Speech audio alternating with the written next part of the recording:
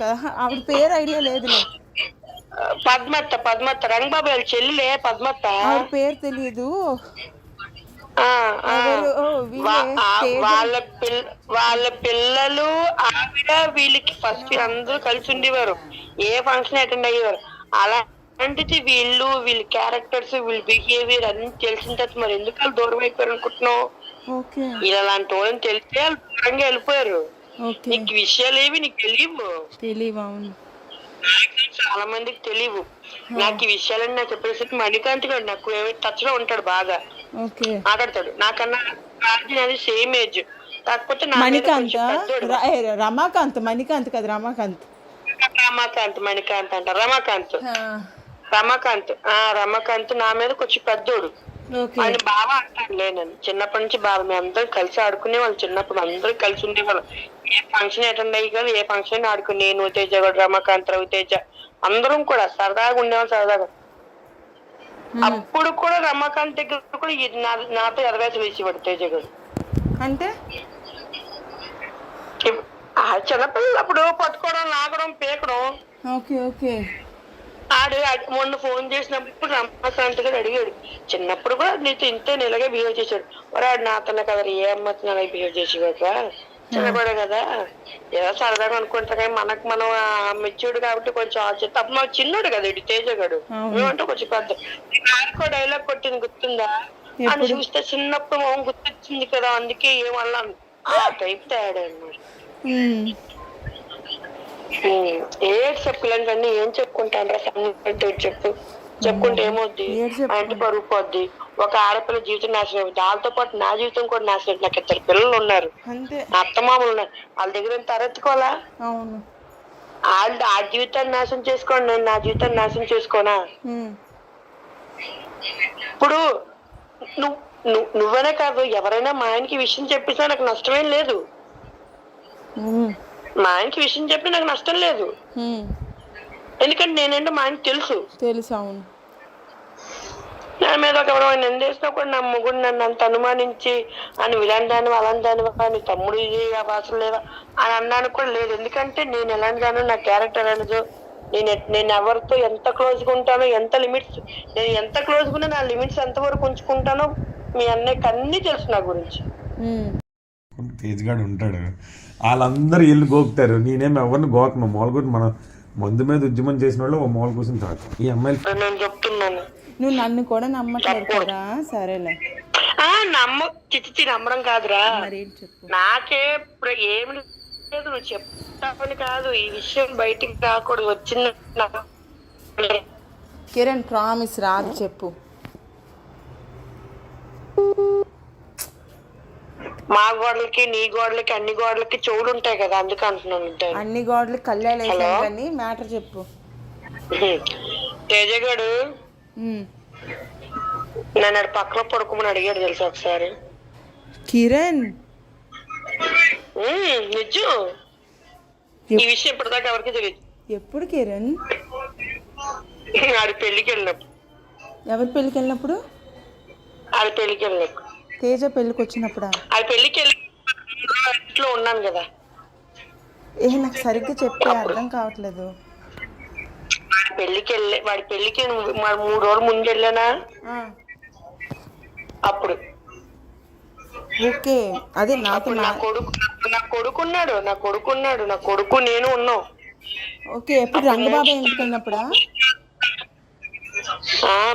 రంగబాబాయ్ ఇంట్లో ఉన్నప్పుడు. రంగబాబాయ్ ఇంట్లో ఉన్నప్పుడు. అది అక్కడ వెళ్ళింది కదా, ఇక్కడ పెందు ఏమంటారు దాన్ని, చిన్న ముసిరివాడ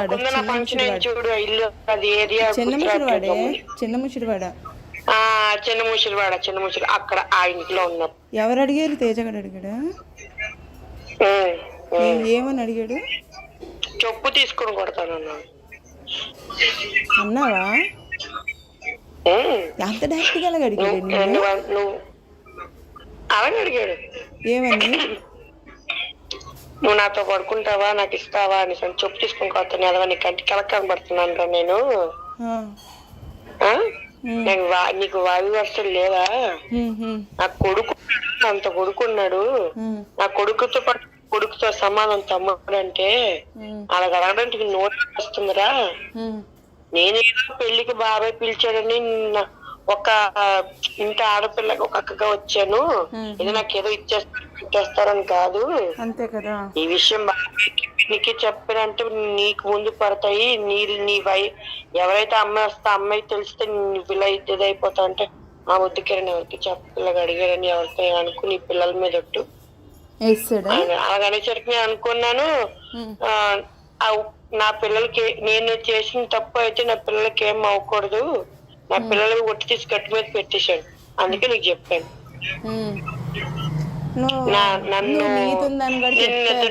నేను నిద్దట్లో వచ్చి నా పక్కన పడుకున్నాడు తెలిసాడు. ఎవరు? తేజగాడు. నేను అంటే ఆ గదిలోని బాబాయ్ పిన్ని కొందన అందరూ పడుకున్నారు ఆ గదిలో.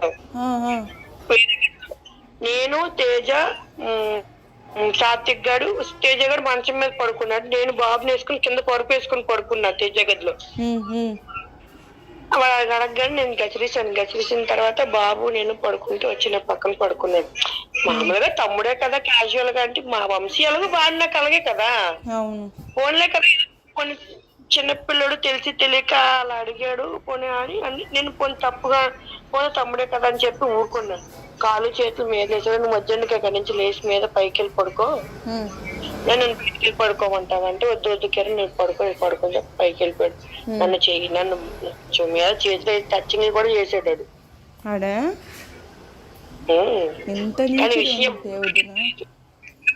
తెలియదు విషయం నాకు తేజగాడికి తప్ప ఎవరికి నాకు తేజగాడికి తప్పి విషయం ఇంకెవరికి తెలియదు. ఏం చెప్పుకునే విషయం చెప్పేది? ఇలాంటివి ఏం చెప్పుకుంటాం? హార్ట్ బ్రేక్ అవుతుంది, రోజుకి బ్రేక్ అయిపోతుంది. అమ్మ నన్ను బలవంతం చెయ్యబోయాడు కూడా యాక్చువల్ గా తెలిసేవాడు. నేను ఏంటి నేను బలవంతం చేయబోయాడు? పడుకునే పక్కన పడుకుని చెప్పి బలవంతం చేయకపోతే గమ్ము నన్ను నెట్టేసి నువ్వు ముందు పైకి వెళ్ళి పడుకోరా తేజ, ఇది కరెక్ట్ పద్ధతి కాదు. పెళ్లి పెట్టుకుని ఏంటి ఎదవేషన్ నీకు అంతా ఇది ఎక్కువైపోతుంది అంటే అట్రాక్షన్ ఒరే నీకు అట్రాక్షన్ అవ్వచ్చేమో, నీకు ఇన్ఫాక్షన్ అవుతుంది. నాది ఇన్ఫాక్షన్ అట్రాక్షన్ కి అయ్యే వయసు కాదు నాది. నాకు పెళ్ళయింది, కొడుకున్నాడు, నువ్వైనా నాది అలాగా అనుకుంటా చాలా రాంగ్. లేకపోతే నీకు ఎవరు వైఫ్ ఎవరు వస్తుందో తనే నీకు అట్రాక్షన్ అయినా లవ్ అయినా అఫెక్షన్ అయినా ఏదైనా సరే. ఇంకా వేరే అమ్మాయిని ఇలా వంకర టెంకర్ గా చూడడం, వంకర టెంకర్ ఆశయాలు చేయడం మానుకొని నువ్వు లైఫ్ లో బాగుంటే బాగుపడతావు. ఏదో పీకేద్దాం మురబొడిచేద్దాం అని ఇలా ఎదవేసలు ఇస్తూ శంకనాకపోతావు. ఇంకా నేను వార్నింగ్ ఇచ్చాను. బ్రేక్ అయిపోతుంది, రోజుకి బ్రేక్ అయిపోతుంది. అసలు ఏడాలో పిచ్చి వచ్చిందల్లా నవ్వాలంటే అర్థం కావట్లేదు బాబు అసలు. మరి ఇప్పుడు నేను చెప్తే అర్థమైందా? హారికత రాసుకొని పూసుకోవడం, తినడం, మన దగ్గర 10 పద్ధతి కప్పులు మాట్లాడటం ఏమనుకుంటున్నావు? మరి అర్థమైపోయింది వీళ్ళకి బావి వరుసలు లేవని అర్థం. నీకు విషయం చెప్పనా? పద్మత్ తెలుసా? పద్మత్తలు కొడుకులు తెసేద్దరు రవిను శ్రీ వాళ్ళ పేరేంటి? మణికాంత్ రవితేజను మణికాంత్ లక్ష్మి అత్త కదా, ఆవిడ పేరు ఐడియా లేదులే. పద్మత్త రంగబాబు వాళ్ళ చెల్లిలే పద్మత్త. ఆవిడ పేరు తెలీదు. వాళ్ళ పిల్లలు ఆవిడ వీళ్ళకి ఫస్ట్ అందరూ కలిసి ఉండేవారు, ఏ ఫంక్షన్ అటెండ్ అయ్యేవారు. అలాంటిది వీళ్ళ క్యారెక్టర్స్ వీళ్ళ బిహేవియర్ అన్ని తెలిసిన తర్వాత మరి ఎందుకు వాళ్ళు దూరం అయిపోయారు అనుకుంటున్నావు? ఇలాంటి వాళ్ళని తెలిస్తే వాళ్ళు దూరంగా వెళ్ళిపోయారు. నీకు విషయాలు ఏవి నీకు తెలియవు. చాలా మందికి తెలియవు. నాకు ఈ విషయాలని నాకు చెప్పేసరికి మణికాంత్ గారు నాకు టచ్ లో ఉంటాడు, బాగా మాట్లాడతాడు. నాకన్నా అది సేమ్ ఏజ్, కాకపోతే రమాకాంత్ కదా మణికాంత్ అంట రమాకాంత్ నా మీద కొంచెం పెద్దోడు. ఆయన బాగా అంటాడు లేనని. చిన్నప్పటి నుంచి బాగా మేము అందరం కలిసి ఆడుకునే వాళ్ళు. చిన్నప్పుడు అందరూ కలిసి ఉండేవాళ్ళం. ఏ ఫంక్షన్ అటెండ్ అయ్యి కదా, ఏ ఫంక్షన్ ఆడుకుని నేను తేజ కూడా రమాకాంత్ రవితేజ అందరం కూడా సరదాగా ఉండేవాళ్ళు. సరదాగా అప్పుడు కూడా రమాకాంత్ దగ్గర కూడా నాతో ఎదవేసలు వేసేవాడు తేజ గారు. అంటే చిన్నపిల్లలు అప్పుడు పట్టుకోవడం, లాగడం, పీకడం.